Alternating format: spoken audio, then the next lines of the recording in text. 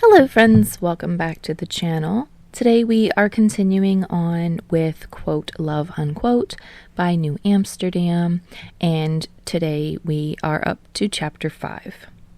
Kaminari is leaning towards the mirror, eyeliner in hand, when the door slams open. He startles, his hand jostling as he draws a crooked line from the corner of his eye to his ear.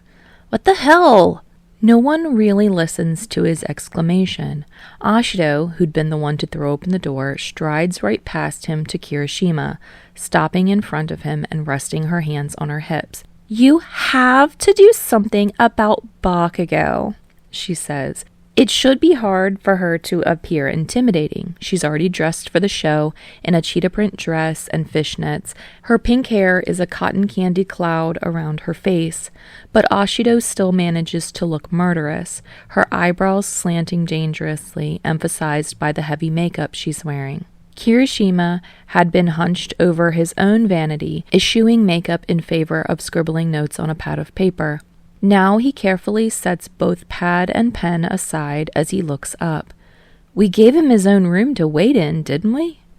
"Yes," arms shifting to cross over her chest. "But Jiro can still hear him screaming down the hall." Kirishima vaguely wonders what Bakugou could be screaming about. When Sero had arranged for him to attend tonight's concert, Kirishima hadn't heard anything about pushback from the star himself. And it had been reported to Kirishima that Bakugou-san had arrived on schedule just a half an hour ago. Kirishima had planned to say hi before they were due on stage. Did anyone ask what's wrong? "Oh, no," Eijiro says, still glaring at Kirishima. "That's your job. He's your boyfriend." "Fake boyfriend," Kaminari supplies helpfully as he rubs at the side of his face with makeup remover. "Whatever," Eijiro snaps. "Just stop him from yelling. You know how Jiro gets. She's got headphones in and is trying to drown out the noise, but if she's off today, it's your fault." Kirishima winces. Jiro likes to fully immerse herself in music before a show, and the three of them have long since learned to leave her alone during that time. He sighs and pushes himself to his feet. Okay, I'll take care of it." "This guy's a real piece of work, isn't he?" Kaminari asks, frowning. "It's fine," Kirishima says adamantly. He doesn't know why he feels a sudden urge to defend Bakugou. He is a piece of work, and pretending to date him has caused Kirishima no shortage of headaches. And yet, "I'll take care of it," he repeats. Time passes. He hears Bakugou before he sees him, even though the door to the backstage waiting room is shut. "I don't care," Bakugou screeches. "I'm not doing it. You can't fucking make me." Without context, it sounds like a child's tantrum. Kirishima wonders if it can really be that simple. He takes a deep breath, knocks on the door, and then goes in without waiting for a response. Bakugou is standing up in the middle of the room, hands clenched at his sides as he looms over the other person in the room. Sero, sitting in a comfortable armchair with his legs drawn up, not even looking as Bakugou berates him. "I don't know what you want from me then," Sero says patiently. "It's a good contract, a top billing." "I told you," Bakugou seethes. "I'm not working with Ponytail again, not after what she fucking did." "I still think that's mostly in your head," Sero shrugs. "And besides, do you have any idea how long your blacklist is? If you actually never worked with any of these people again, you'd be stuck doing a one-man show." "Maybe I'll fire your useless ass." Hey, Kirishima says, stepping further into the room when it becomes clear that neither of them will notice him otherwise. "What's the problem?" Bakugou spins around so quickly that it gives Kirishima whiplash. His cheeks are bright red, his eyes shining with anger, and yet, It's unfair how good he looks in that moment. He's wearing cropped pants and a pair of leather loafers, a V-neck and a burgundy-colored baseball jacket. His blonde hair is brushed back from his face, and when his gaze lands on Kirishima, for a moment his expression changes. His mouth drops from its snarl for just a moment before he recovers himself and throws his hands in the air. What the hell do you want? Bakugou demands. A little peace and quiet before my band goes on would be great, he says honestly. You're causing a bit of a scene. Bakugou's face contorts, and then he turns bodily away from Kirishima. He crosses his arms over his chest and mutters something that Kirishima can't make out. Look, Sero says, it's just one option. There was the other one too. No. Bakugou's answer is explosive, even though he goes quiet as he utters the single word. Oh, come on, Sero says as he turns to Kirishima. He's got an offer to go in and read for this awesome movie. Huge budget, the whole thing. And he won't even look at the script. Shut up. Bakugou snaps at him. I just don't get it, Sero says honestly. I know you and Midoriya have issues, but you've worked together before, for years. Why can't you do one movie together? Because I don't fucking want to, Bakugou says, voice rising again. Sensing that Bakugou may be about to explode once more, Kirishima wraps his knuckles against the back of Sero's head. Hey, could you give us a second, maybe? Sero lifts his brows as though to say, you sure you want to be alone with this? Kirishima rolls his eyes. Just go get some of the snacks that they keep backstage for us or something. Come back in 10. Sero gets to his feet, stretching his long arms over his head. Good luck, he says, and then leaves the room before Bakugou can start screaming at him again. Bakugou is standing in the middle of the room, petulant. It's a nice room, meant for VIPs. A plush couch is pushed up against the wall, and Kirishima walks over to sit himself down on it. Want to come sit with me? He asks. No. Bakugou spits. Okay, Kirishima says agreeably. I'm gonna sit, though. I don't fucking care. For a moment, Kirishima lets the silence hang in the air. He imagines that he can hear Bakugou's heavy breathing. He works himself up with his entire body when he's angry, so much so that Kirishima wonders how he has the energy. Being upset takes a lot of effort, and Bakugou always seems to be upset. So, Kirishima says, leaning back against the couch, what's the deal with you and Midoriya Izuku? Bakugou lets out an impatient tut. There's no deal, he says viciously. I'm never working with him. Ever. Okay, Kirishima agrees. Why? I mean, you were on UA together for 5 years, and I know your characters hated each other on the show, but by the end you got along really well. And all of the reviews said the development of the Daiki and Nobuhiko relationship was one of the best and most complex on the show.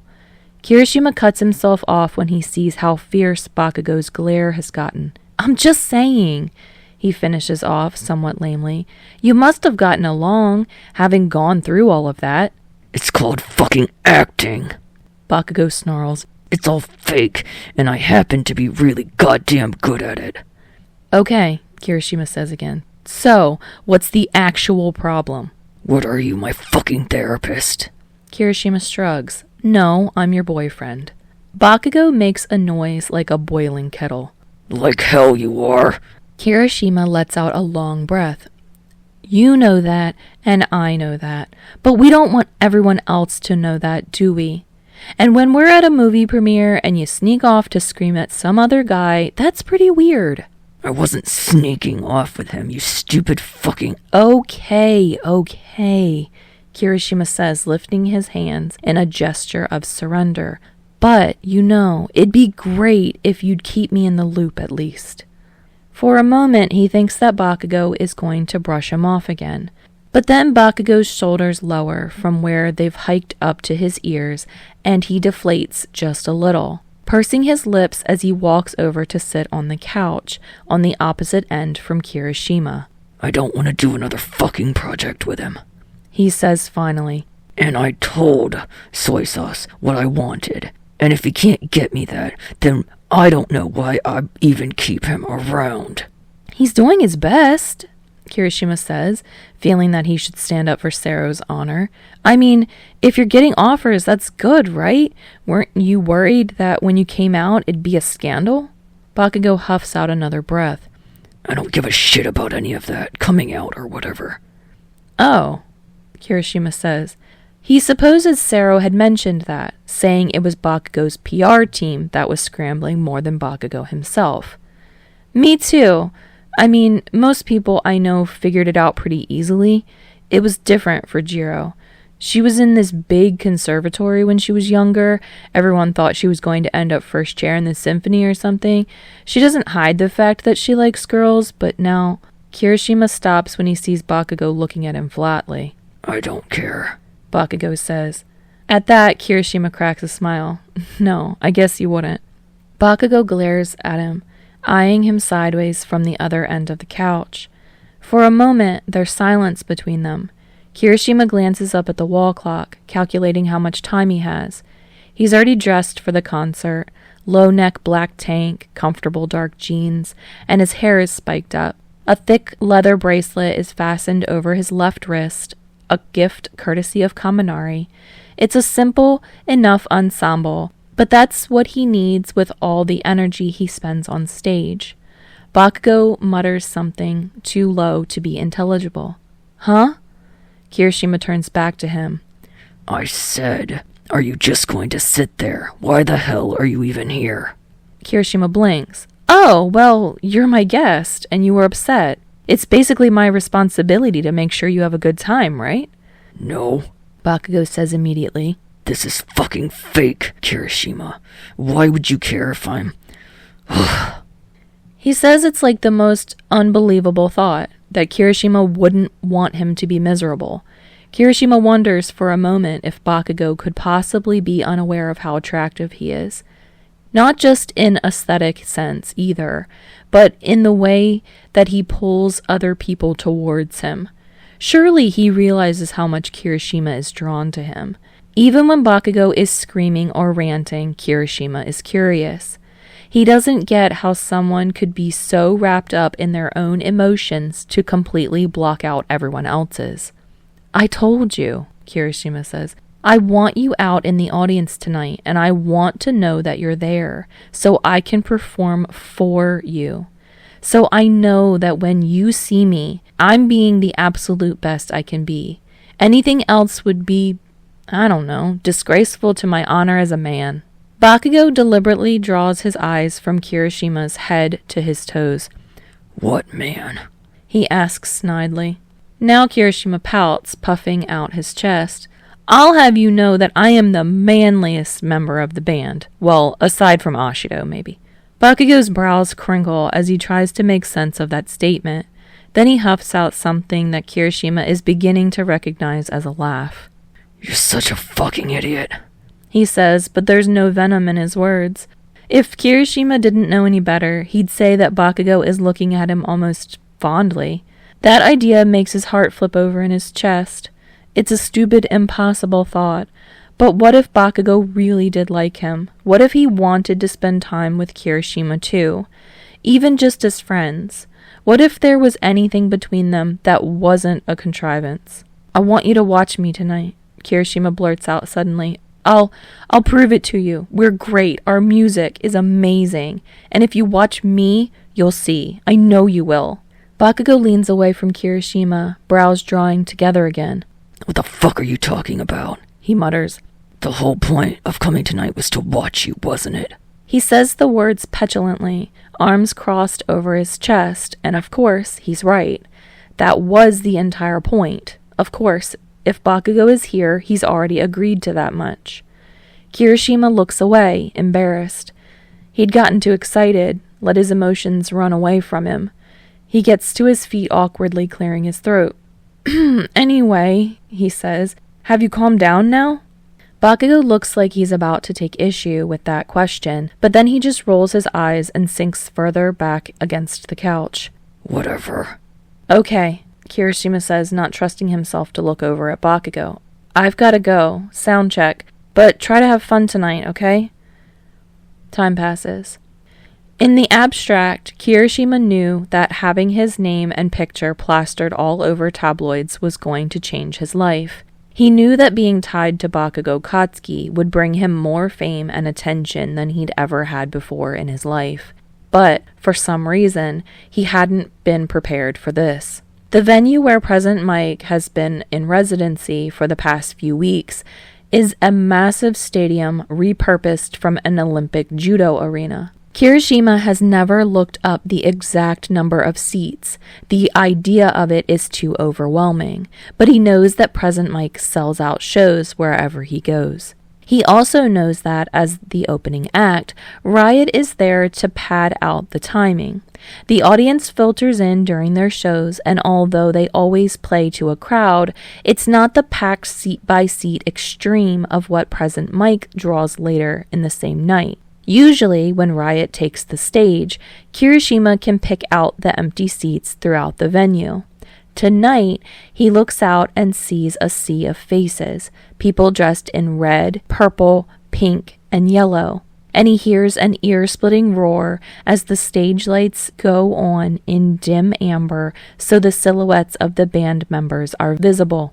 Riot! Riot! Riot! He's used to enthusiasm, to applause and cheers, but this is specifically for them. A purple light goes on over Eijiro, standing posed with her guitar. As soon as the light hits her, her fingers begin to dance across the strings, starting up a melody. Next, a yellow light flashes over Kaminari. His drum beat starts out steady, filling out the foundation for Jiro's note. The red light is next, over Kirishima. He knows his role by rote, lets his fingers start moving before he even thinks about it, guided by Kaminari's rhythm. Kirishima! The entire crowd seems to scream in unison, the noise breaking Kirishima's concentration like he's a cord that's just been yanked out of an amp. He glances up, surprised, even as he forces himself to keep playing. Some more unaffected part of his mind takes over the music, muscle memory helping it along. But Kirishima is still looking out over the crowd, lips slightly parted, as he takes in the hundreds of people shouting his name. In front of them, on stage, a pink light shines on over Eijiro. She grips her microphone in both hands, and without any preamble, she begins to sing. Her voice soothes the crowd, focusing their energy so that all eyes are drawn towards her. Her voice isn't perfectly smooth or melodious. There's an edge to it that comes out at high moments of the song, a bit of a personality and emotion that breaks the flow in a way that keeps everyone's attention. It's then that Kirishima remembers the last time he felt quite like this. It had been years ago, the last time he'd played at this venue before Riot had accepted the gig with President Mike. He hadn't been much of anyone back then, just a stupid kid with lank black hair, a love of music, and a heart too weak to fulfill his own ambitions. Eijiro had been singing on that night too, still a teenager, wearing angelic white and made up with rosy cheeks and pink lips. Her voice had also drawn the crowds, the attention, but the music hadn't been Riot's high-charged, erratic rock. And Kirishima, playing behind her with the rest of the band, hadn't been given his own spotlight. No one in the crowd had known his name. But now, everything is different. He's only slightly behind Eijiro, and the crowd is yelling his name and singing along to lyrics he wrote. Kirishima breaks out into a smile as he strums his guitar, the song building to a furious crescendo. Then Kaminari stops playing, and Eijiro pauses her skilled dance over the strings of her guitar. Kirishima picks up the melody, and Eijiro sings over the simple line of music. It's a song about joy, about the manic energy of youth, of singular moments to live in that get remembered like the negatives of photographs, never quite clear, though they leave an impression all the same. This is what he loves, these moments, when he can feel the energy flowing through him and channeled by his bandmates, when they act as a unit in perfect sync. They sing Kirishima's lyrics and play Jiro's melodies and follow Kaminari's beat, and Ashido ties them all together. As the song comes to a close, the crowd bursts into furious applause. Kirishima leans back on his heels, winded. It's Ashido who leans forward, waving out at the crowd enthusiastically. "We're Riot," she says with a wink, gesturing to the rest of them. "Welcome to the show." Time passes. They've played this set enough times by now that it should be routine, but the energy of playing to a full crowd, of hearing his own name on their lips, changes the atmosphere for Kirishima entirely. He's hyper-aware throughout the performance, his heart stuttering in his chest whenever he takes conscious note of the amount of people he's playing to. And there's the small fact that this isn't the exact same set they always play. At Kirishima's suggestion, they've changed up their finale. But now that the moment to implement that change is drawing closer, he's suddenly more nervous than he can remember being. It's towards the end of the show that Ashido turns to Kirishima in the middle of a song, crooking her finger and gesturing him to step towards her. Kirishima has no idea why she does that. She never has before on stage, but his body reacts before his mind can catch up. He steps towards her, the stage crew following his movements with the spotlights until the red and pink are intermingled on stage. The crowd explodes. Ashido pulls her microphone off its stand, holding it in one hand as she sings, using her other hand to pull through Kirishima's spiked hair. He's used to her touching him. The four of them have all grown used to being cuddly, given how much time they spend together. But this is a more deliberate move. She circles around him, hips swaying in time to the music, words washing over him as though she's whispering them in his ear. It takes longer than it should for Kirishima to realize what she's done. By the time she's finished moving, they've completely reversed positions. Now, Kirishima stands in the center of the stage, tethered only by his amp cord, and Ashido has become a moving target slightly left of center. She's given Kirishima the spotlight. The song comes to a close, and again the crowd erupts into applause. Kirishima stands on stage, looking out over the faces and raised hands. Are there more people in the crowd than there were only a few songs ago? Beside him, Ashido nudges Kirishima with her hip. He startles, realizing that he's meant to start the last song, but instead, he keeps staring out at the crowd. Kirishima has never lacked for dreams, and since he began scribbling down lyrics and tapping out beats, he's wanted to be a performer. He wants to bring people joy through his music, to connect them in ways he's connected to Crimson Chevalier's music since he was a kid. But this is, he doesn't know where to look. He doesn't know who to focus on. He doesn't know how he's supposed to reach any of these people. When his mouth is too dry for him to speak. When his fingers feel numb, frozen over the strings of his cherry red guitar. And then he glances up. The VIP boxes are above general seating, close enough to the stage to give those important people the best view without requiring them to mix with the masses. Kirishima has never had anyone to offer those prized seats to before now. In the closest box, he can make out two figures among the rest. The first is a man in his 40s, with long dark hair. There's a gray scarf wound around his neck, hiding half of his face. He slouches back in his seat, eyes sleepy. But Kirishima's gaze doesn't rest on that man, even though he registers as vaguely familiar. Instead, Kirishima glances over to the person next to him. Bakugou is sitting in his stadium seat, leaning forward. He has his chin rested against one hand, eyes narrowed with anger. No, not anger. Focus. He's looking right at Kirishima, just like he'd been asked. He's not looking at anyone else. Under the flashing lights, his eyes stand out stark red, and Kirishima is drawn in by them. Kirishima coughs, clears his throat. The moment seems to be dragging on forever, but the awkwardness hasn't registered with the crowd yet. Aishido slings an arm over his shoulders, her laughter echoing through her mic and over the crowd. She's not laughing at him, but instead trying to calm him. "Was there something you wanted to say?" she says, playing coy for the audience's benefit. "Yeah," Kirishima breathes out, his eyes still pulled towards Bakugou. His voice crackles over the mic. The heat floods his face. Then he clears his throat and says softly, "This is for you."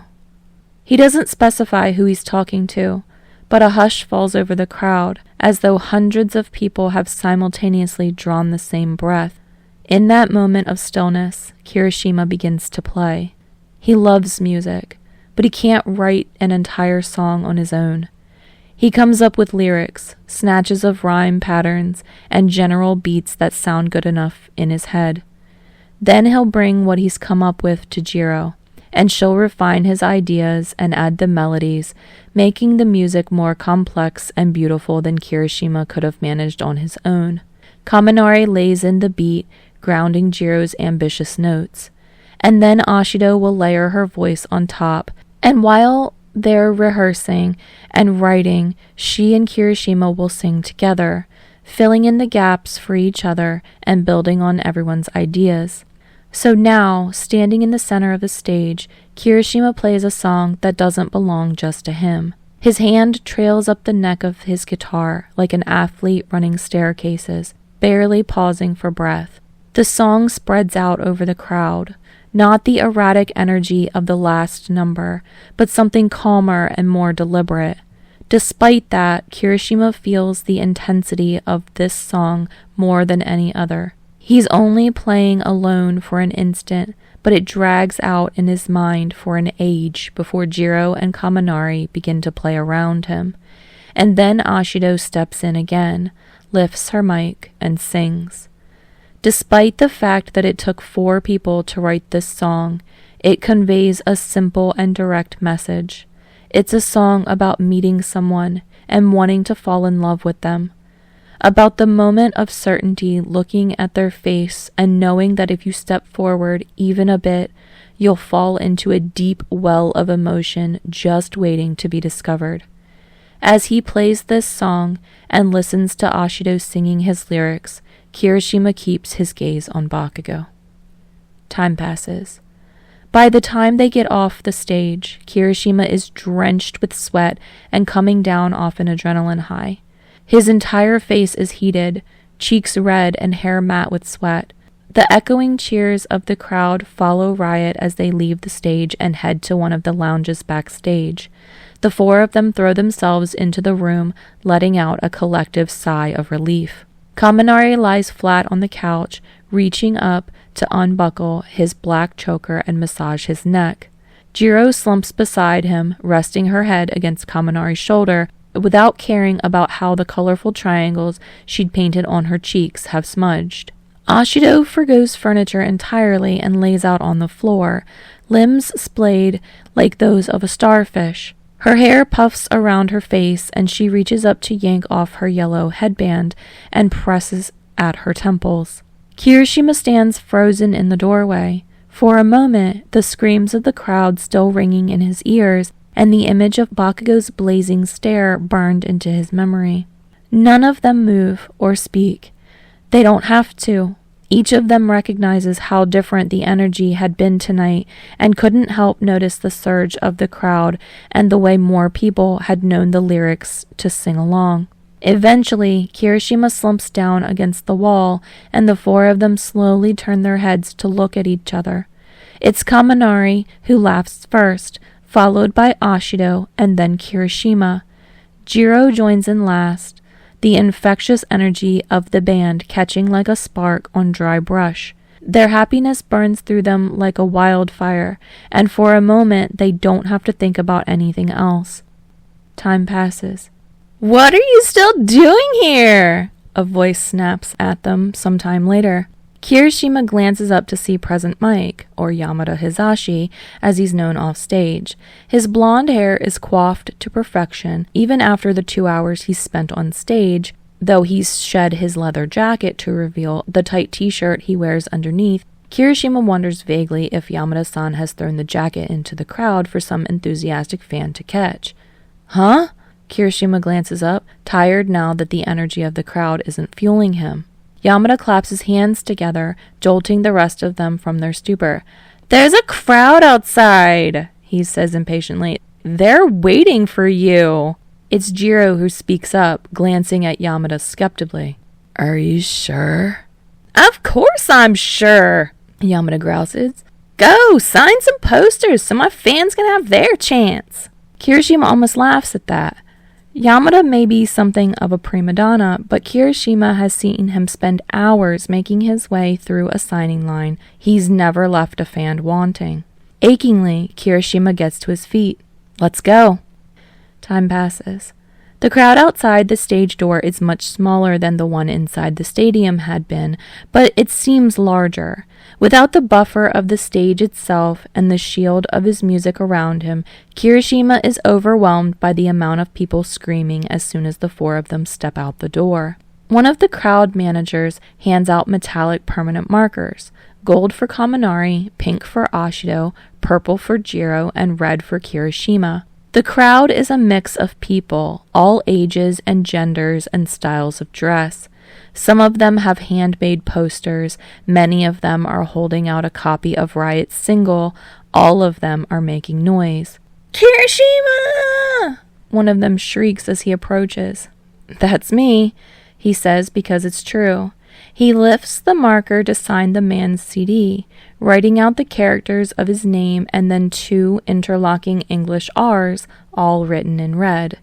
Ashido, Jiro, and Kaminari make their way through the crowd around him, signing various things as they go. Ashido stops for selfies every few steps, putting up both her hands in victory signs as she tries to balance her marker. Kaminari shoots a thumbs up at his fans and occasionally pulls Ashido in for a group picture. Jiro's more aloof, signing her name with quick efficiency and blushing whenever someone asks for a picture. Kirishima goes through the crowd, smiling as much as he has, thanking everyone who speaks to him. It's when he's made his way halfway through the line that he notices what this particular fan is holding out for him to sign. It's a magazine open to a specific page, and on that page is a picture of Kirishima on the ground at the red carpet event, bracing himself over Bakugou Katsuki. Their eyes are locked as though they don't even notice the picture being taken. "You want me to sign this?" Kirishima squeaks. The young woman holding it nods emphatically. "If you don't mind, it's just I support you and Bakugou-san so much. Kirishima scribbles his name across the page without a second thought, before the heavy weight of guilt has time to settle over him. He hadn't even seen those pictures yet, hadn't bothered to go looking for them. But now that he cares to notice, he sees many people holding up similar magazines. They must have heard the interviews from the red carpet, seen that picture from weeks ago, and maybe it was through Bakugou's fame and Kirishima's by association that they'd come here tonight. But they'd all been chanting Riot's name all night, dancing to their songs, singing along to Kirishima's lyrics. What does it matter how they got here, as long as they're here enjoying themselves now? The thoughts swirl around Kirishima like a heavy fog as he continues stepping through the crowd. He's genuinely happy that these people are here, and their enthusiasm has reignited his energy. Even without the music connecting them, in this moment, he still feels immeasurably close to them. And beyond that, he's grateful that they've given him a chance. It's in that haze that Kirishima gradually makes his way to the back of the line. A low gate cuts the crowd off from where the members of Riot were walking, so that none of them can rush too quickly. Kirishima barely registers getting to the end of the gate until someone calls out to him. "Hey, asshole!" That's not the tone anyone else in the crowd has been using, to say nothing of the words themselves. Kirishima glances up, and there, at the end of the crowd, separated by the venue's security from the rest of the crowd, is Bakugou. He pays no attention to the gate, hooking one leg over it and vaulting himself to the other side. As soon as the crowd realizes who he is, they begin screaming, and the flashes of dozens of cell phone cameras appear like sunspots in Kirishima's vision. Bakugou doesn't seem to mind any of it. He stalks towards Kirishima, face etched into hard, intense lines. For a second, Kirishima wonders if he should be bracing himself for a punch. But then, Bakugou is right beside him, reaching out and grabbing the low neck of Kirishima's tank to pull him forward. For a second, they stare at each other, Bakugou's eyes smoldering and Kirishima's widening. Then Bakugou leans in and presses his lips against Kirishima's. The crowd grows impossibly louder, and from somewhere beside him, Kirishima hears Kaminari shriek, "Bakugou!" But then everything else fades out of focus. Instinctively, Kirishima lifts a hand to grip Bakugou's upper arm, holding him close. He's the one who leans in the second time, and when Bakugou lifts his head in surprise, the kiss goes off center so that Kirishima's lips are pressed to the corner of Bakugou's mouth. Something electric sparks through him, and Kirishima closes his eyes and breathes deep. He doesn't want this to end. All right, friends, thank you so much for joining me for chapter 5. I know 5 chapters in and we already get a kiss. It's so exciting. The song for this chapter is Heart Out by the 1975, and this is another song. I love this. It's on my personal Spotify playlist, and I love this song so much. Another one that always makes me want to reread this fic. But I hope that you guys enjoyed chapter 5. I hope that you guys enjoyed the concert. I love that, like, this first, like, not first concert, but like the first one that we really know that Bakugou is at. I really like this, like the dynamic between them here. And I like the dynamic of the band and stuff. And it's so very descriptive. Like, just, I could picture like the whole concert in my head. I just really love that. Yes, I never remember to do this, but I'm going to start trying to actually be better about reminding you guys to do it. The link to this fic is in the description. It's always there, even if I don't say it. You guys definitely should go out and check the original fic, give it some kudos, leave some comments on it. I don't think the original author really comments on it anymore, but still, you know, leave your love in case they do read it and just not comment. But anyway, yeah, I hope that you guys will come back and join me for the next chapter. The next one is chapter 6. And if you come back and join me for that, I'll see you next time.